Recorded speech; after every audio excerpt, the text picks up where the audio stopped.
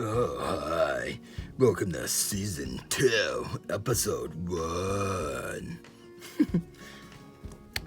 I don't know, season's probably goofy, but I figure maybe every 4 months we can pretend it's a new season. So, May, new month, new season. Season 2. Make it like a show. This is the only thing I do reliably anyways, so to speak. You know, weekly doubles until I come up with a better name.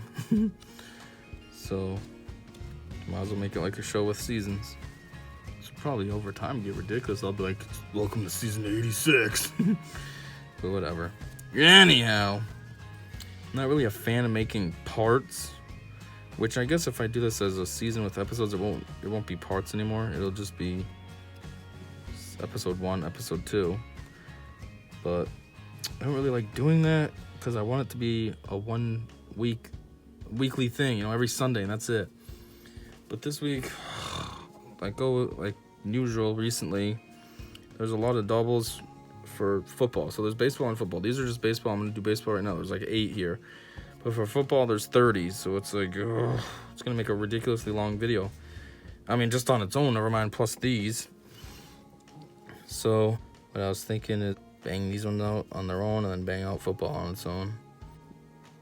Yeah, and that's the other thing too. Like, so I do these on Sundays, and it's like my Sundays are always busy somehow, one way or another. Either it's the weekend I have my daughter, and then I bring her back to her mom's for 9 at night. But by the time I get home, it's 9:30. I don't start a video until 10. Like, I don't really want to be doing a video for, you know, half hour, 40 minutes straight at 10. Or the other thing is, I work, and I usually work pretty early. Like, normally on Sundays, I go in at 4 in the morning, which means I have to get up at 3. So, by the time I get the cards, which usually is around 4 or 5 o'clock, I'm starting to get tired by then. So it's hard for me to make a long video, but it's a little easier then than trying to do a video at 10. So that's why I'm going to split this down. It's already, what is it now? Well, as I'm recording this, it's 10 right on the dot. So I figure I'll just bang out these ones. I'll probably be done by 10:15 or something. And then, you know, I have more time. I'll make the longer football one. So let's get into it.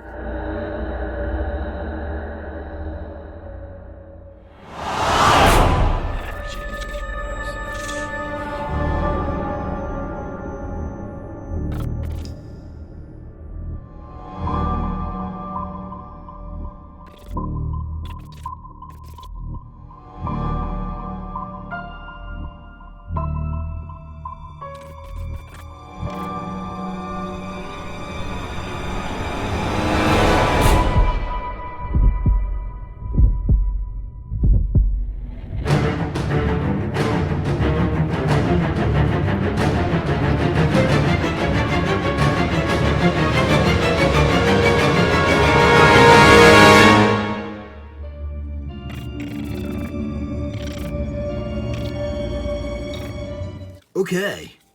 Schloink, first up, Lloyd Clendon. I don't really know why he's on Pirates. Whoops. I don't really know why he's on Pirates. And yet the guy on third base is a Pirate as well. Why is he playing against his own team? That's weird. Diet Coke. This video is brought to you by Diet Coke.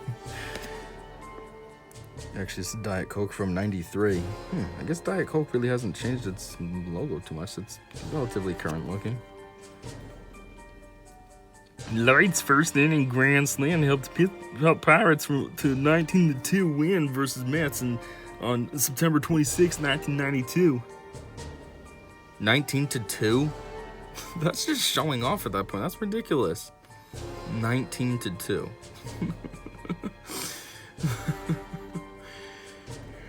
Jeez, the cards and the guys had tons of positions. Catcher, first base, outfield. That seems oddly versatile. You could be a catcher, but you can also be outfield, and I assume that's in general, so that's all 3 positions. But then you can be a first baseman, which isn't that like a hot spot?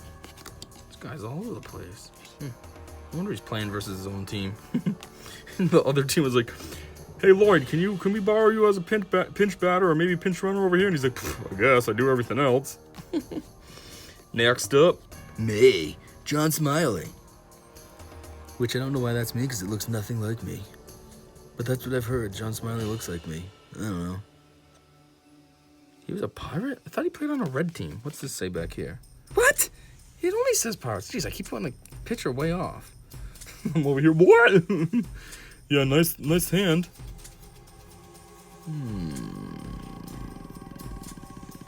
Cool stats, I guess. What do we got going on? 60 and 42 career. Man, wasn't that good.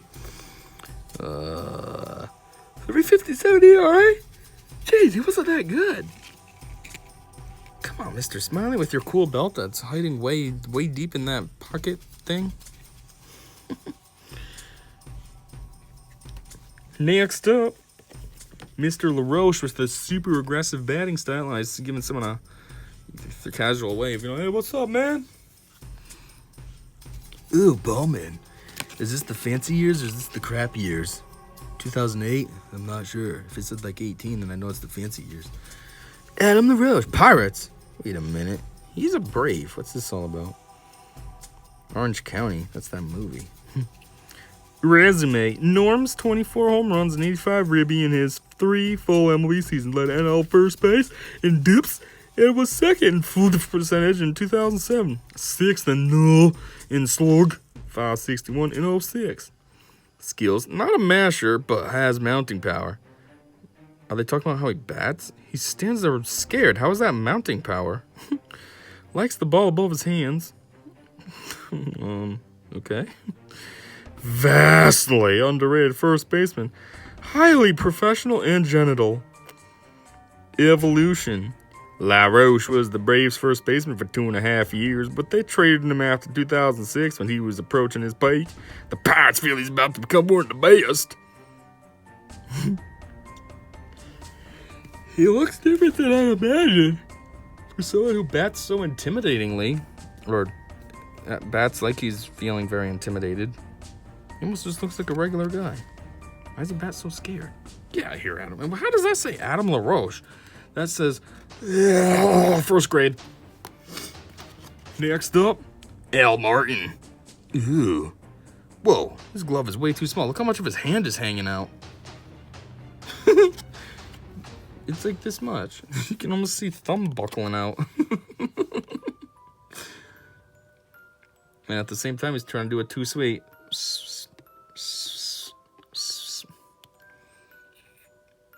Ooh, he's got a pen in his lid, too, just in case he has to sign a ball. Ugh, whoa, he looks like he's thick. What is he, 210? That's not really a thick weight. Looks like he'd be solid. Like 260, but not fat, just solid. His face looks like he used to be a cage fighter. What in the heck? Why is his eyes so far apart? He almost looks like the Goonies guy. Baby Ruth! Unless it was Baby Ruth. I don't know which way it goes. Anyways, spiritually and statistically, Al has become a leader on the Young Bucks. Ride with me, we can get low. With 1998 projected to be his 6th straight year as a starter, he is easily the graybeard of the team's non-pitchers. Graybeard? This guy shaves. What are you talking about? In each of his last 5, he has swatted 281 or higher with an average of 44 extra base hits and 22 steals per season. Cool, I guess. Let's see, slugging, 460. Average 288. I don't know. Sounds kind of average. Next up, Bill Swift. Look at him choking way up on that bat. Jeez, he's trying to crack a homer with no problems. This is a Giants uniform? What? This must be old school Giants. New York Giants. Right? What's going on here? Why does it say Heath on his arm? Heath Bar. Sporting his favorite candy on his sleeve. What the heck? Now he's normal. Wow, he looks way different. He's like a little boy here, and then he's a senior citizen here. What is going on with this guy? Do you have any stories? No. Okay, 186 foot, 180. So he should be kind of thin. Wait, if he's a pitcher? What's he? No wonder he's batting like this. Never mind, he's not choking up. He just doesn't know how to bat. Is this how you hold it? Are my hands supposed to be on the black part? Let me just watch that guy. I think this is what he's doing. Next up, Frank Viola. Ooh, whoa. What the heck? Look at these shoe sock. What? I don't even know what they are. I can't even make fun of them. What is this? It's very stretchy though. It's on. It's not even on him over there. It's like, there's a gap. What is that? Whoa! You can still clearly see it. It must be part of his pants, right? And then it connects under his foot to keep his pants down. So even though they're up that high, they're only going to stay that high, right? They're not going to go higher. Which I don't ever see how that could actually work. In theory, I was just thinking that would be cool, like with dress clothes, but that would never work. Because you want your socks to be underneath your pants. So I was thinking maybe if you put on the pants first and then put this on your actual skin and put your sock on, but then you'd have to put your sock on over the pants. So yeah, that's why they just make those clip things instead if you want to be fancy, and it connects to your shirt, so it keeps your shirt down and your socks up. It's kind of an alcoholic face though, man. He's been guzzling in the dark. I haven't had any never. What are you talking about? What are you talking about? That's not mine. That's not my beer I just opened. Twins, butts. And now Red Sox. Whoa! 89. The Twins are like, fuck this alcoholic. Mets! And then the Mets gave him a couple years and they're like, this guy's always bombed. Red Sox! This is average. I mean, you're right. 372. Yep, that is clearly an alcoholic. 150 and 125? Jeez, bro. Those are some high numbers, but you're almost 50-50. Like, come on. You should be like 200 and regular 75. Jeez, bro. Schlink. Jim Edmonds. He was next up. Hit. List. Is this a checklist? Yep, kinda. Jim Edmonds does not look like what I ever thought of. He looks more like he'd look like that. Not this. I know it's the same face, but it just looks different. What the heck? He looks like almost like a lighter version of Drake, sort of.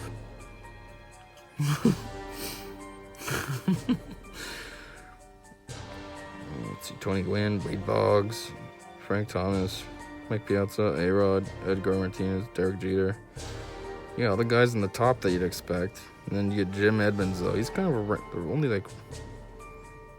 There's not many random people in here. I mean, Dante Bichette, I guess, slightly is. Nobody really talks about him. But Jim Edmonds, Larry Walker, Juan Gone, and Brady Anderson. They're the most random ones. Otherwise, everyone else you kind of have heard of. Paul Molitor was that high on the list? Didn't he have like a very boring, stiff, straight bat on the shoulder or stance? Guess that helps you get power. So that means Adam LaRoche should be like number one. He should be beating Tony Gwynn. What was Tony Gwynn? 337. Is that averages?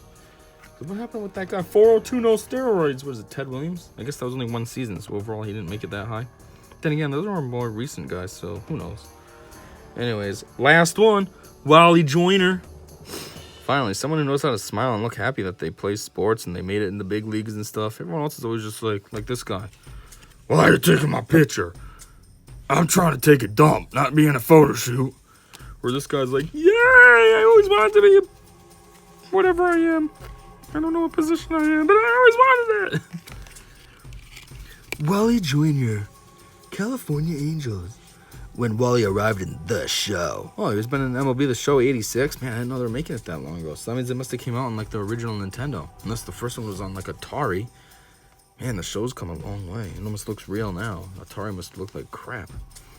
Anyways, he made quite an impact on the Angels. He hit so well and excited the California fans so much. They referred to him as Wally World Walmart. He became the first AL rookie ever elected to start in the All-Star game and finished the year a close second to Jose Canseco on AL Rookie of the Year voting. Boyish looking with a smooth, fluid stroke. Wally has excellent bat control and hits crisp line drives to all fields. He also is an exceptional defensive first baseman with great range and soft hands. Despite a knee injury that hampered Wally in 1990, he is a cornerstone of the budding Angels. He was the knack of producing when the game is on the line, said Angel GM Mike Port. And I actually meant to say he has, not had, the knack of producing. Oh, look at Wally. Somehow he's actually ridiculously good. Oh, was he on this list? Wally. Wally. Wowie.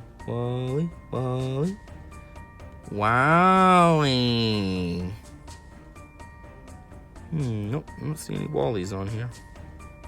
So he's not as good as they're pretending he is. Oh well, he's still a happy boy. Alright, that's about it. That's the 8 or whatever. 1, 2, 3, 4, 5, 6, 7, 8. Yep.